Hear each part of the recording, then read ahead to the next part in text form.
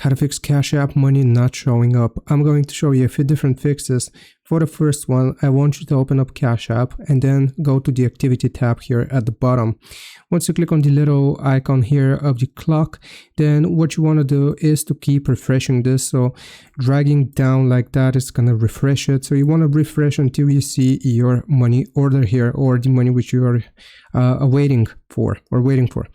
Now, another thing or another reason why you might not get your money is because you need to accept it. So if you see a transaction here, you want to click on it, and then you might need to actually approve the transaction or accept the money manually.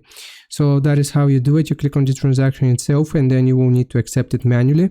If it still doesn't come, then what I can recommend is to verify your identity. So click on your profile icon, and in case you haven't verified your identity, you want to verify identity here at the very top. So it's going to ask for your social security number and some other information.